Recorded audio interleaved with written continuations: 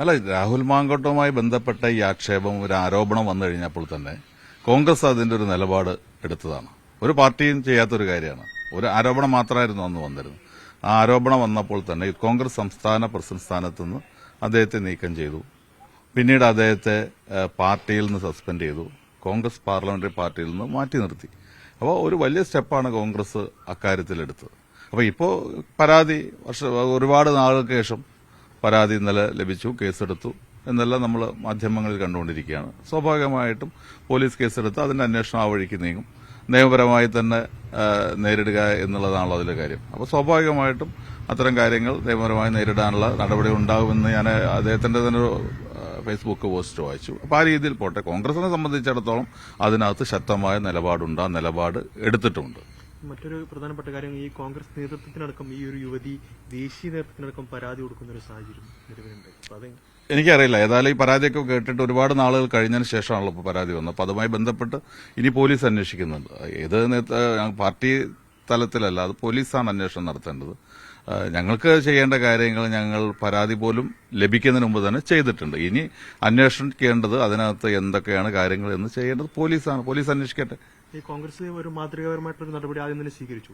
പിന്നീട് ഈ കോൺഗ്രസ് വേദികളിലും പ്രത്യേകിച്ച് ഈ തെരഞ്ഞെടുപ്പ് പ്രചാരണത്തിന് ഇറങ്ങിയത് അതൊരു ദോഷം ചെയ്തോ? അല്ല, അതൊന്നും പറയാൻ കഴിയില്ല. അതിനകത്ത് ആ രീതിയിൽ നമുക്ക് കാണാൻ കഴിയില്ല. പാർട്ടിയുടെ പ്രധാനപ്പെട്ട ഒരു വേദികളിലും ഒരവസരം ജില്ലാ കോൺഗ്രസ് കമ്മിറ്റിയുടെ ഒരു പ്രോഗ്രാമിലോ അല്ലെങ്കിൽ ബ്ലോക്ക് കോൺഗ്രസ് കമ്മിറ്റിയുടെ പ്രോഗ്രാമിലോ KPCCയുടെ പരിപാടിയിൽ അവിടെ ഒന്നും പങ്കെടുത്തില്ല. കോൺഗ്രസ് പാർലമെന്ററി പാർട്ടി അതിനുശേഷം പലവട്ടം കൂടിയല്ലോ, അതിലൊന്നും പങ്കെടുത്തിട്ടില്ല. പിന്നെ പ്രാദേശികമായിട്ട് MLA എന്നുള്ള നിലയ്ക്ക് ഏതെങ്കിലും ചില പ്രോഗ്രാമിൽ പങ്കെടുത്തത് നേതൃത്വത്തിന്റെ ശ്രദ്ധയിൽ അത്ര ഗൗരവമായിട്ട് വന്നിട്ടുമില്ല. ഇപ്പൊ ഈ ഒരു രാഹുൽ മാങ്കൂട്ടത്തിന്റെ വിഷയത്തിൽ ഈ കോൺഗ്രസ് നേതാക്കൾക്കിടയിൽ ഒരു അനൈക്യമുണ്ട്. പ്രത്യേകിച്ച് ഈ രമേശ് ചെന്നിത്തല, അതുപോലെ VD സതീശൻ ഒരു ഭാഗത്ത് നിൽക്കുന്നു, K സുധാകരൻ പോലത്തെ മറ്റൊരു നേതാവ് മറ്റൊരു ഭാഗത്ത് നിൽക്കുന്ന രണ്ട് അഭിപ്രായം വരുന്നത്. അതൊരു കോൺഗ്രസ് എല്ലാവരും കൂടി ഒരുമിച്ച് എടുത്ത തീരുമാനമാണ് അദ്ദേഹത്തെ യൂത്ത് കോൺഗ്രസ് പ്രസിഡന്റ് സ്ഥാനത്ത് നീക്കം ചെയ്യാനും പിന്നീട് സസ്പെൻഡ് ചെയ്യാനും. അത് മാധ്യമങ്ങൾ ഉണ്ടാക്കുന്ന വാർത്തകൾക്ക് അപ്പുറത്ത് അതിനകത്ത് വലിയ കാര്യമുണ്ട് എന്ന് തോന്നുന്നില്ല. ഇനിയിപ്പം കൂടുതൽ നടപടിയിലേക്ക് സർക്കാർ പോലീസ് നീങ്ങുകയാണ്. അല്ല, പോലീസ് എന്തായാലും അന്വേഷിക്കല്ലോ. പോലീസ് അന്വേഷിക്കട്ടെ. പോലീസ് എന്തായാലും ഒരു പരാതി കിട്ടിക്കഴിഞ്ഞാൽ അന്വേഷിക്കണല്ലോ. അപ്പോൾ അവരെല്ലാ വശവും പോലീസ് അന്വേഷിക്കുക, അത് സ്വതന്ത്രമായിട്ട് അന്വേഷിക്കുക. അതിനെങ്ങനെയാണോ അതെന്ത് വന്നു കഴിഞ്ഞാലും കോൺഗ്രസിനെ സംബന്ധിച്ചുള്ള അതൊരു ബാധിക്കുന്ന കാര്യമല്ല. അല്ലെങ്കിൽ കൂടുതൽ നടപടിയിലേക്ക് പോലീസ് പോകുമ്പോൾ കോൺഗ്രസ് കൂടുതൽ നടപടി എടുക്കുന്ന ഒരു സാഹചര്യം വരും. അല്ല, അത്തരം കാര്യങ്ങളൊന്നും ഇപ്പോൾ ചിന്തിക്കേണ്ട കാര്യമില്ല. നമ്മളൊന്ന് വന്നു കഴിഞ്ഞാൽ പുഴയിലെ വെള്ളം വറ്റി അപ്പുറത്തുള്ള നായപ്പുറത്ത് ഒന്ന് കടിക്കുമെന്ന് ചിന്തിക്കുന്നില്ല. അപ്പോൾ അതിന്റെ രീതിയിൽ കാര്യങ്ങൾ വരുമ്പോൾ അതിനനുസരിച്ച് പാർട്ടി എന്താണോ ആലോചിക്കുക. ഞാൻ പറഞ്ഞല്ലോ, ഇതൊന്നും ആരും പറയാതെ നിങ്ങൾ മാധ്യമങ്ങൾ പറയുന്നതിന് മുമ്പ് നടപടിയെടുത്ത പാർട്ടിയാണ് കോൺഗ്രസ്. അപ്പോൾ അതിനകത്ത് പാർട്ടി നേതൃത്വം വളരെ ശക്തമായിട്ടുണ്ട്.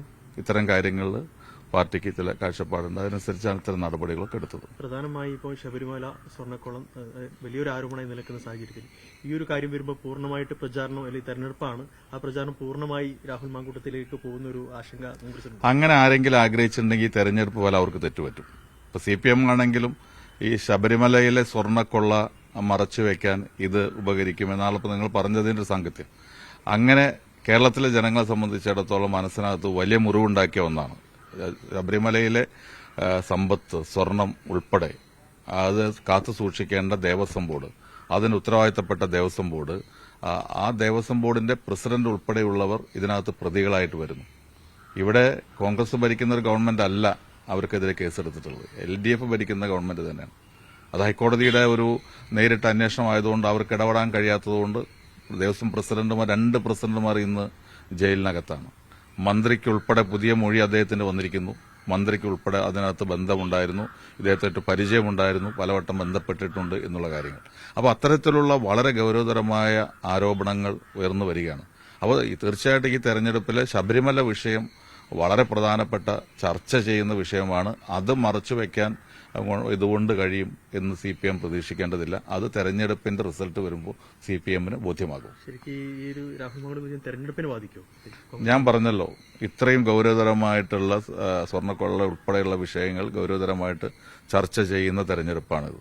ആ തെരഞ്ഞെടുപ്പിൽ ശക്തമായ തിരിച്ചടി. കാരണം ഗവൺമെന്റ് ജനങ്ങൾ പ്രതീക്ഷിക്കുന്ന, ജനങ്ങൾ വിശ്വാസികൾ നൽകുന്ന സമ്പത്ത്, സ്വത്ത്, നാണയത്തുട്ടുകൾ അത് സംരക്ഷിക്കേണ്ടത് ദേവസ്വം ബോർഡാണ്. അതിന്റെ ചുമതല ഗവൺമെന്റിനാണ്. ഗവൺമെന്റ് തന്നെ അത് നേരിട്ട് കൊള്ളയുന്നു. പുറത്തു വന്ന ആരും കൊള്ളയടിച്ചല്ലോ ശബരിമലയിലെ സ്വത്തുക്കൾ. അപ്പോൾ അതുകൊണ്ട് വളരെ ഗൗരവതരമായ ഈ കാര്യമായിരിക്കും ഏറ്റവും പ്രധാനപ്പെട്ട ചർച്ച. അതിൽ നിന്ന് രക്ഷ നേടാൻ മറ്റൊരു കാര്യം കൊണ്ട് ഈ ഗവൺമെന്റിന് കഴിയില്ല.